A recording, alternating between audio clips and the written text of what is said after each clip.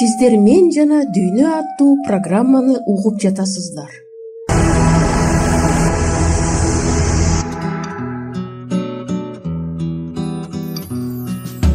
Ассалому алейкум. Кудай сиздерди колдосун, кымбаттуу достор. Микрофондо программанын алып баруучулары Азамат Алиев жана Гүлайым Жаманкулова. Мына, биз кайрадан сиздер менен жолугуп эфир аркылуу маектеше алабыз. Биздин радио толкунга кошулганыңыздар үчүн ыраазычылыгыбызды билдиребиз. Бүгүнкү биздин берүүбүз эмне жөнүндө болмокчу? Бүгүн биз «Менин үй бүлөм» аттуу радио рубрикабызды андан ары улантабыз.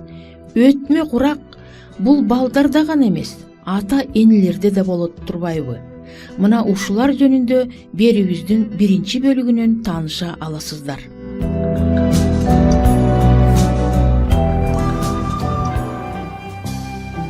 Урматтуу биздин угуучулар, эми биздин программаларды Рутуб кызматынан уга аласыңар. Ага өтүү үчүн видеонун астындагы шилтеме менен же болбосо экранда көрүнүп турган кодду сканировать этип кирсеңер болот. Сураныч жазгыла жана жакындарыңар менен бөлүшкүлө.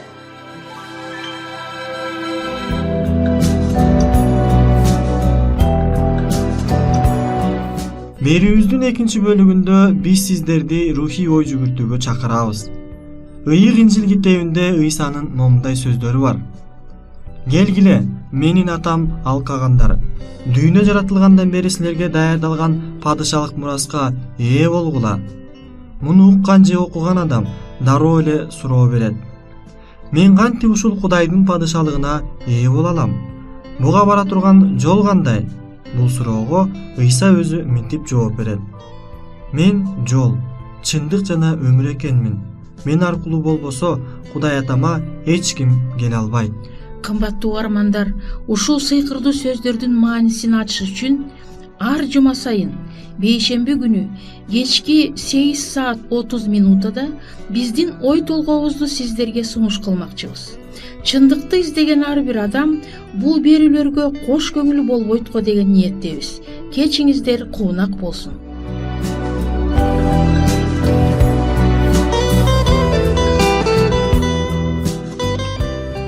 Анда эмесе ата эненин үй бүлө турмушунун ар кандай баскычтарындагы балдарга болгон сүйүүсү жөнүндөгү аңгемеге сиздерди чакырабыз. Үй бүлөнүн турмушундагы татаал мезгилдеринин бири бул өспүрүм курактагы балдарды тарбиялоо. Бүгүнкү күндө өспүрүмдөр татаал куракка келүүнү өзүнүн милдетиндей сезип калышты. Чоңдор болсо баланын эң коркунучтуу мезгилге келгендиги жөнүндөгү белгилерди издей башташат.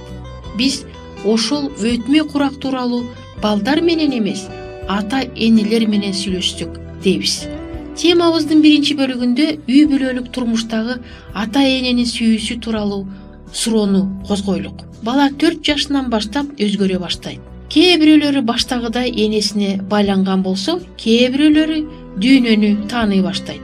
Алар башка балдар, чоңдор менен байланыш түзө башташат да ата энесинен алыстай башташат. Себеби өзүнө жаккан нерсени жакшылап карап көргүсү келет. Ушунун негизинде биз ар бир куракта бала менен ата эненин ортосунда кандайдыр бир чек бар экендигин көрөбүз. Бала бир жагынан коргоолуу экендигин, экинчи жагынан эркин экендигин сезиши керек. 5 жашар бала ата энесинен бир кадамга да чыга албаса, бул анын психологиялык жактан жетишпегендиги болот. Же тескерисинче 5 жашар бала өзү жалгыз шаарды кыдырып кетсе, бул дагы акылга сыярлык иш эмес. Абдан көңүл койгон ата энелер төмөнкүлөрдү байкашы мүмкүн. Бала катуу текшерүүгө алганда, тескерисинче эч текшерүү болбосо кандай болорун? 12 жашар эч ким менен достошпогон кыздын энеси өзүнө мындай суроо бериши керек. Мен канчанкыга чейин кызымдын меники гана болушун каалайм? Ооба, көпчүлүк учурда ата энелер балдарын кое бергенден коркушат. Алар балдарынын кичинекей бойдон ата энесинин тилинен чыкпаган бойдон калышын каалашат. Бирок алар балдарын өз алдынча болуудан тышкы дүйнө менен таанышуудан куру калтыргандыктарын түшүнүшпөйт. Анан балдар ата энесинин канатынын алдында гана коркунучсуз экен деп ойлоп калышы мүмкүн. Мунун эмне кереги бар? Эмне үчүн ата энелер өспүрүм балдары менен жакын болушат?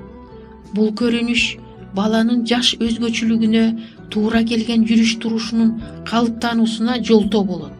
Жигиттер менен кыздардын эң жакын достору ата энелер экендиги психологторду кубандырбайт. Албетте бул эң сонун нерсе, бирок анын бир жагы бар. Көпчүлүк учурда балдар ата энесинде бар жакшы сапаттарды өзүнө алышы керек.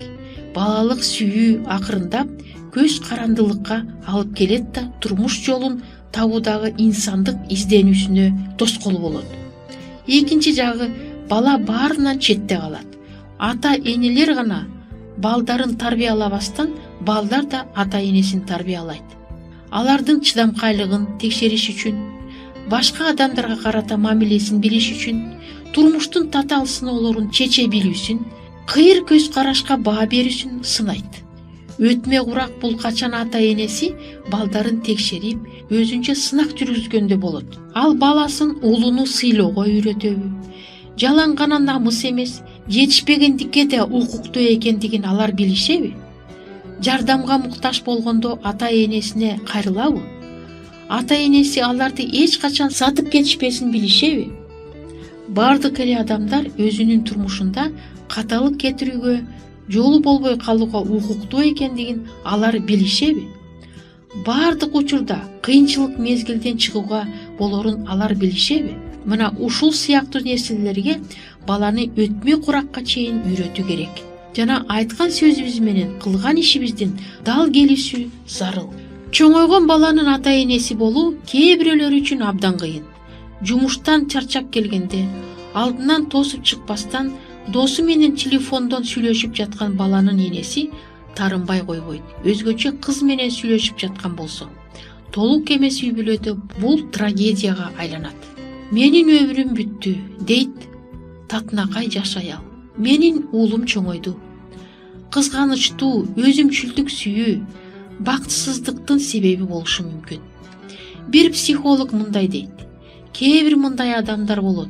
Алар кичинекей балдарды жана иттерди гана сүйө алышат. Алардын өздөрүнүн көз карашы жана достору болууга мүмкүн эмес. Алар үчүн кожоюндан башка кадыр барк болууга тийиш эмес. Алар эки алышпайт жана жумушунда кармалып калышпайт.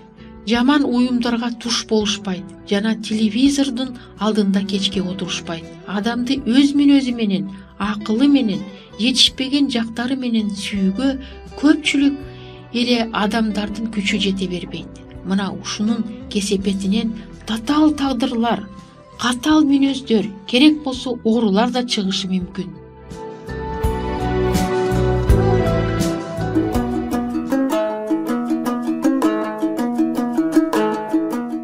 Эгер сиздерде суроолор болсо же көбүрөөк маалымат билем десеңиз, анда биздин WhatsApp номерибизге жазыңыз. +1 301 760 60 70. Кайрадан +1 301 760 60 70.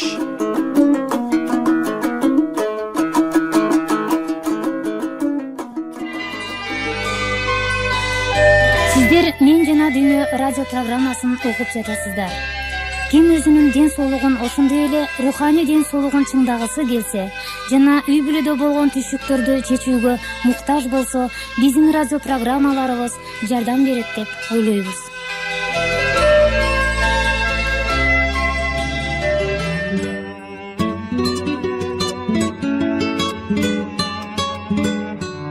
Анын темасы адам жан дили менен Кудайга берилип, анын эркин аткарбаса, мындай адам бактылуу боло албайт жана рахатка баткан тынчтыкта жашай албайт.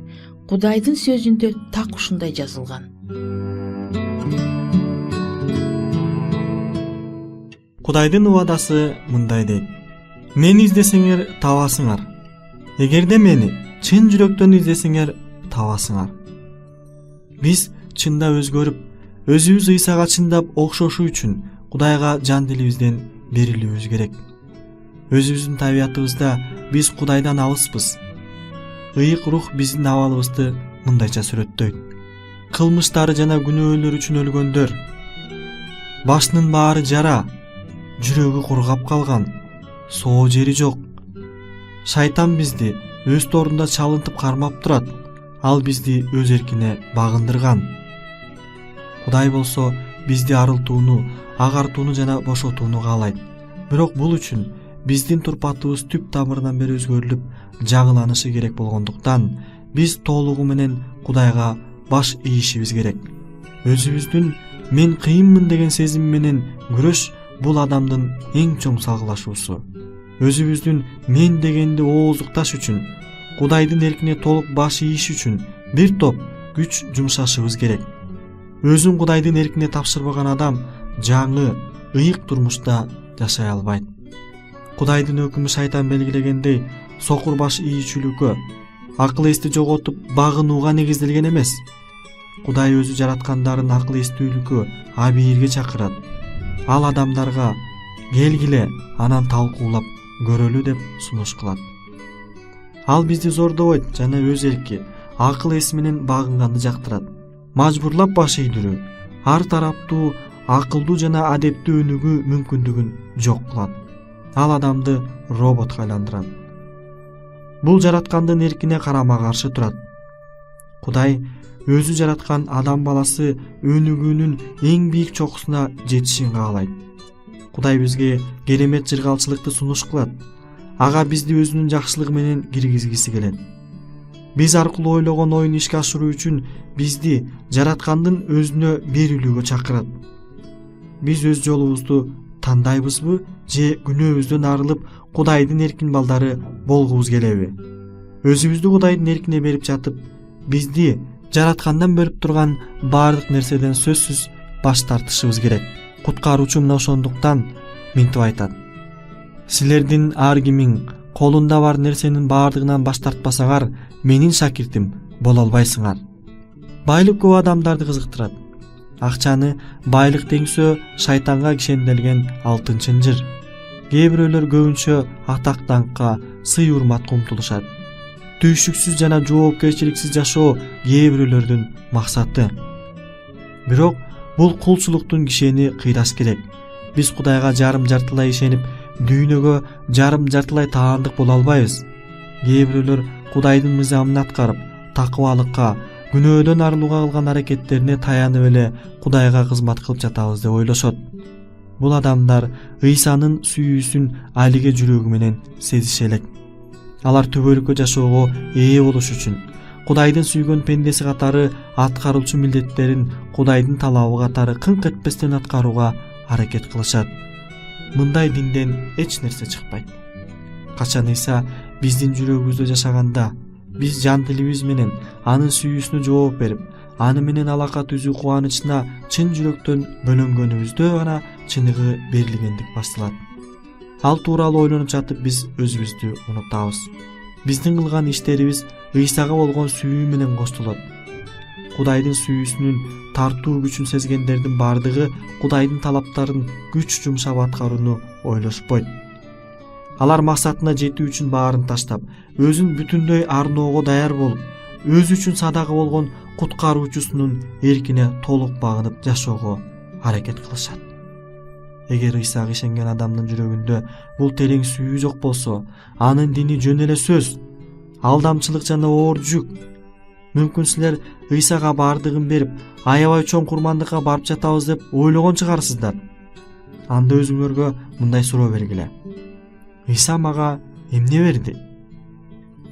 Бизди күнөөдөн арылтуу үчүн Кудайдын рухий уулу баардыгын, өзүнүн тынччылыгын, өмүрүн, аманчылыгын курмандыкка чалды. Ал бизге жүрөгүн, бүткүл сүйүүсүн берди. Биз адамдар ушундай сүйүүгө арзыйбызбы? Же чын эле ал үчүн жүрөктүн эшигин жаап коебузбу? Ар бир көз ирмемде биз анын батасын алабыз. Анын батасынан агарып, наадандык менен азап тозоктон кутулганыбызды толук түшүнө албайбыз. Биздин күнөөбүз Ыйсанын денесин тешип чыккан курмандыктын көзүнө биз тик карай алабызбы? Жана анын сүйүүсү менен курмандыгына кош көңүл боло алабызбы? Теңир өзүн кантип багынтканын көрүп туруп, биздин өмүр жолубуз оор күрөш жана кемсинтүү деп нааразы боло алабызбы? Текебердүү адамдар минтип сурашат. Өкүнүүнүн жана багынуунун эмне кереги бар? Чын эле мунсуз Кудай менин кабыл аларына ишенүүгө болбойбу? Исаны карагалачы. Ал таптакыр күнөөсүз болчу. Андан сырткары ааламдын падышасы эле. Бирок адам тукумун күнөөдөн арылтуу үчүн ошол күнөөнүн курмандыгы болуп калды. Ал өз жанын ажалга кыйды. Зулумдардын катарына кирди. Ошого карабастан ал көптүн күнөөсүн өзүнө көтөргөн жана кылмышкерлерди коргогон коргоочу болду. Биз Ыйсага бардыгын бергенде эмнеден баш тартабыз? Ыйса бизди өзүнүн каны менен тазартыш үчүн жана теңдешсиз сүйүүсү менен куткарыш үчүн биз ыплас күнөөдөн баш тартабыз. Бирок кээ бир адамдарга бардыгын таштоо өтө оор. Ушул сыяктуу ойлор жана сөздөр бизди уялтышы керек эле.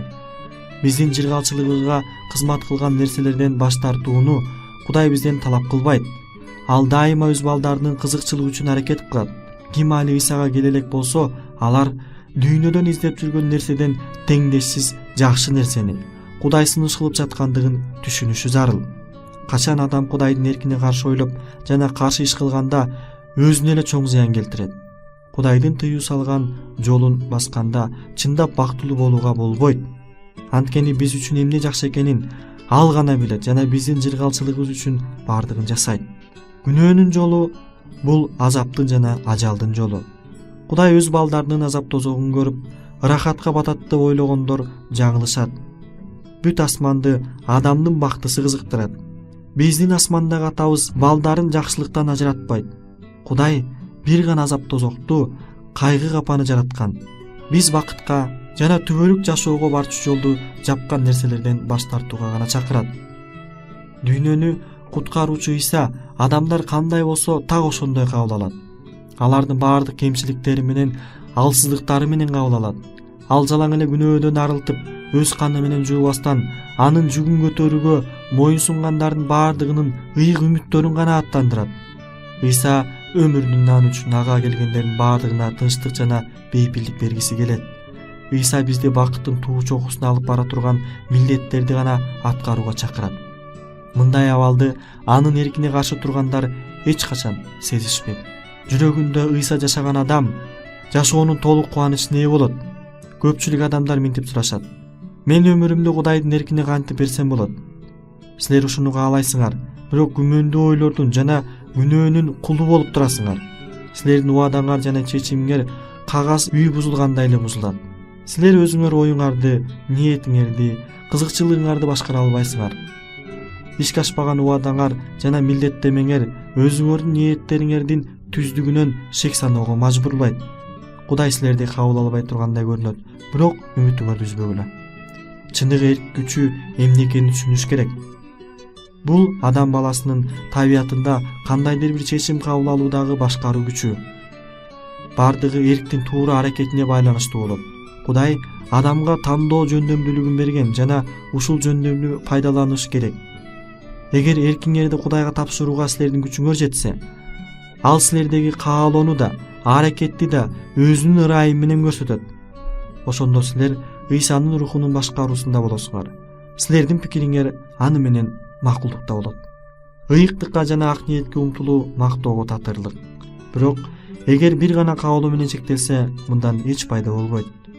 Ыйсага келүүнү каалаганына карабай жана өзүн Кудайдын пендесимин деп эсептегенине карабай, көпчүлүк адамдар өлүмгө учурашат. Булар каалоо эле калды. Алар эркин Кудайга багындырышкан жок жана алиге чейин Кудай жолун тандап алышы элек.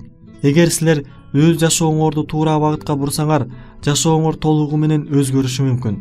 Ыйсага эркиңерди берүү менен силер ааламда кудуреттүү Кудай уулунун колдоосуна, жардамына ээ болосуңар. Өзүңөрдү Кудайга тапшыруу менен силер соолбос күчкө ээ болуп, жаңы ишенимге толгон мол турмушта жашайсыңар.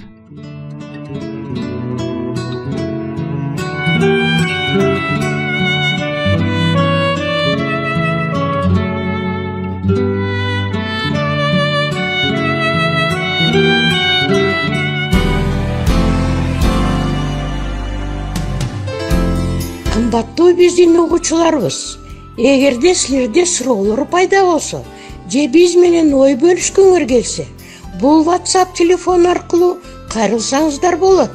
+996 705 28 48 07. Кайталаймын. +996 705 28 48 07. Жана жаңы маанилүү видеолорду өткөрүп жибербөө үчүн биздин каналга жазылыңыздар. Саламатта болгула. Кудайым силерге батасын берсин.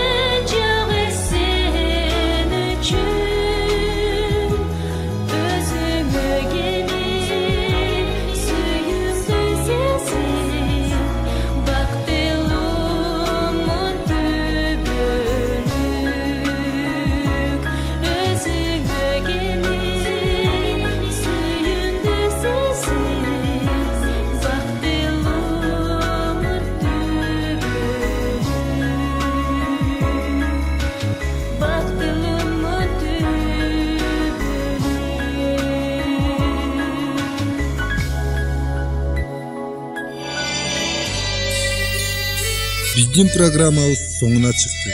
Көңүл бурганыңыздар үчүн сиздерге чоң ыраазылыгыбызды билдиребиз. Сиздер менен дагы кайрадан аба толкунунда жолугушабызго деген үмүттөбүз. Саламатта болуңуздар.